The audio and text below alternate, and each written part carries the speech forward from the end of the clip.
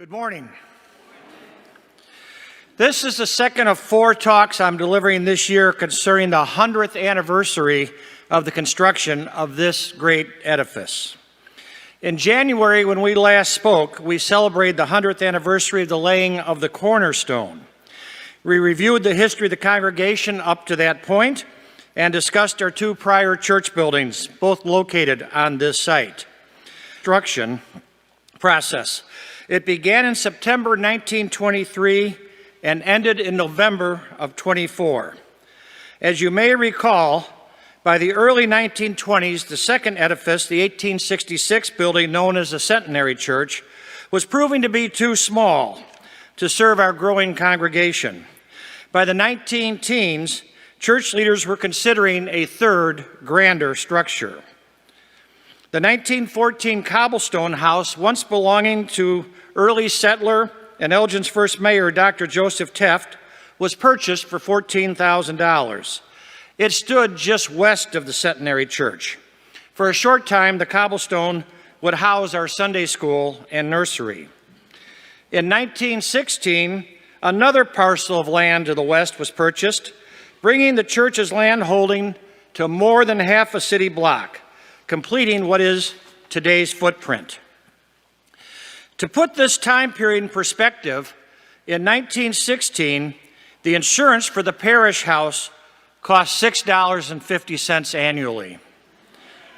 In 1917, the hitching posts outside the Centenary Church were taken down. And in 1919, the pastor's salary was raised $500 to $3,000 annually. With Elgin now a city of 26,000 souls, the belief developed that a third building was needed to match the congregation's and the city's dynamic growth.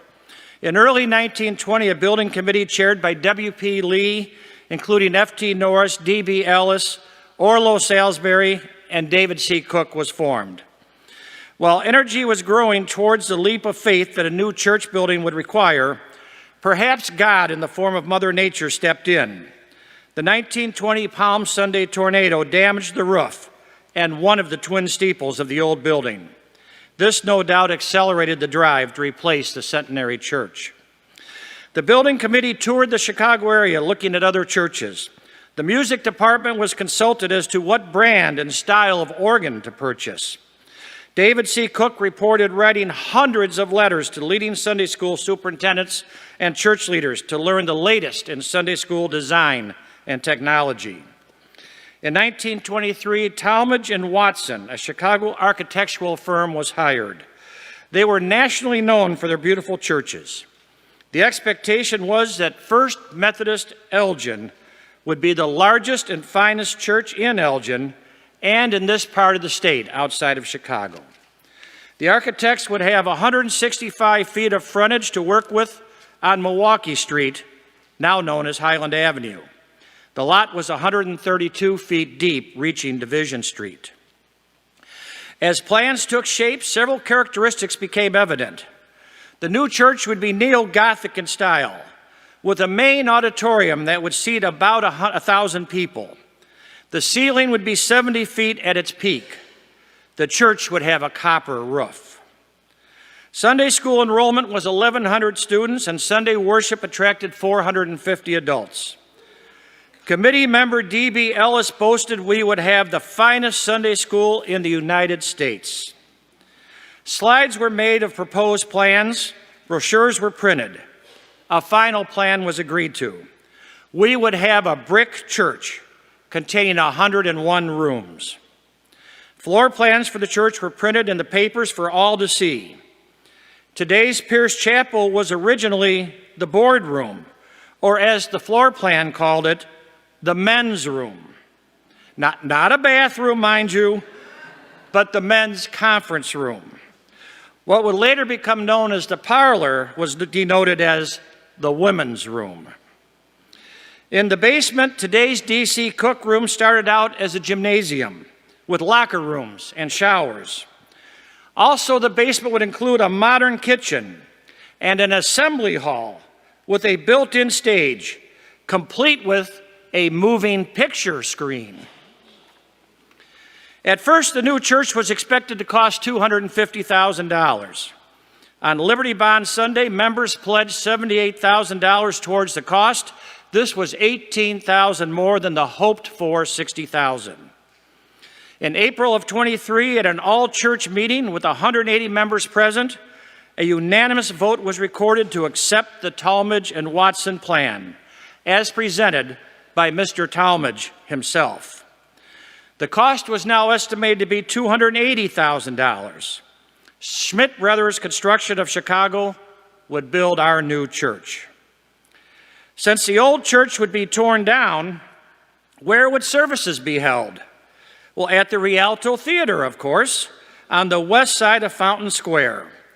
A temporary building was constructed on Division Street near Spring Street to house the church offices.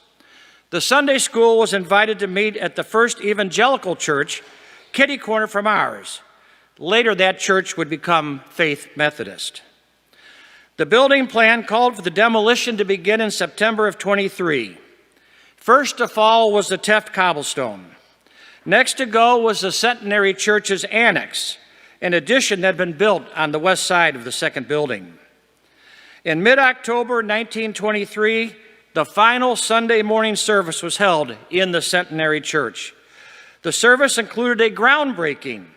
The pastor, Reverend Joshua B. Martin, the choir, and official members formed a procession to march to the building site. There, Mr. William Lanning, a 70-year member of the church, and a bricklayer who had helped build the old church, took part in the groundbreaking. Sunday evening, Dr. Charles K. Carpenter, a former pastor and newly appointed district superintendent of the Rockford in the Centenary Church, entitled appropriately, The Last Sermon. As this picture shows, demolition was nearly complete by November '23.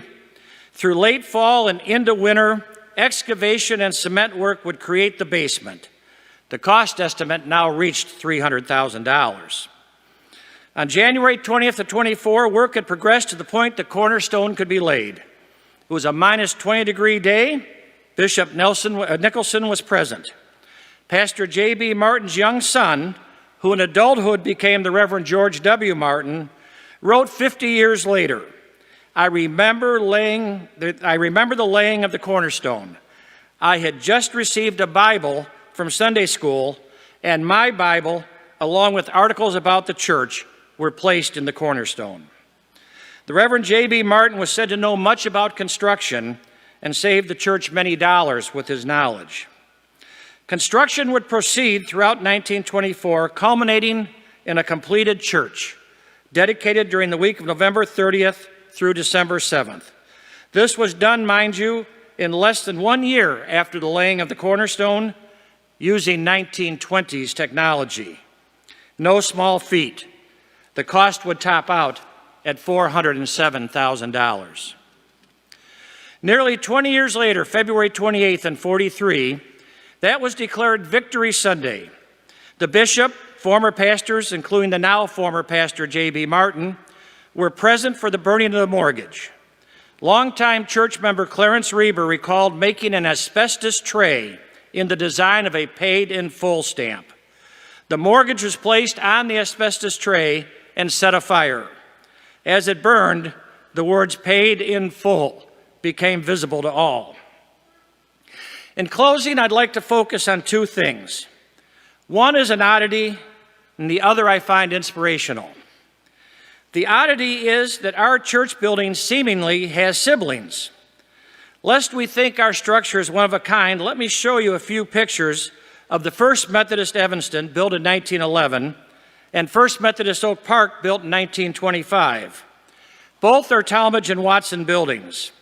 It seems to me the architects landed on a style they liked and recycled it. I first noticed the Evanston Church while making sales calls and was shocked by the similarity of it to ours when I turned a corner and saw it. You're looking at the picture of Evanston First right now. There's the interior of Evanston First. It look familiar? Balcony, sanctuary. Now show us Oak Park, Frank.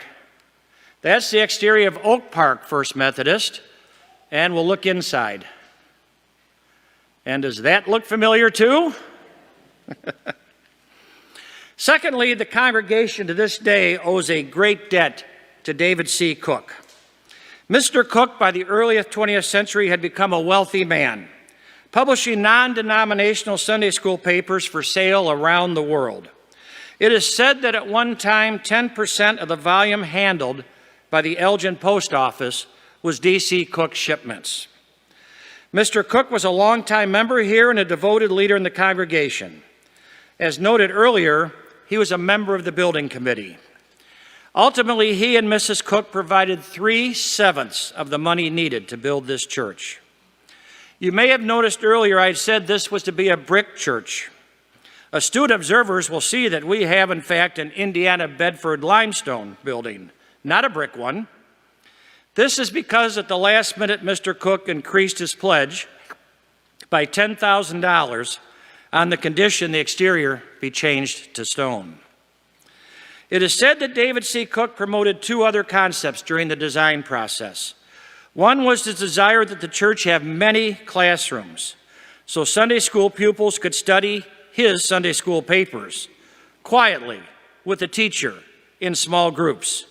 Hence, we started out with a church of 101 rooms, many being small classrooms. The last design concept he promoted concerned doors. Have you ever wondered why this grand structure has so few exterior doors? I doubt this design would be permitted today for modern safety code reasons. Mr. Cook believed in a floor plan with one main entrance, placed directly in front of the sanctuary. He believed everyone who entered the church for any reason whatsoever should be required to pass by the sanctuary so as to be reminded of the true mission of the church. Isn't that a beautiful and inspirational thought to close on? Thank you.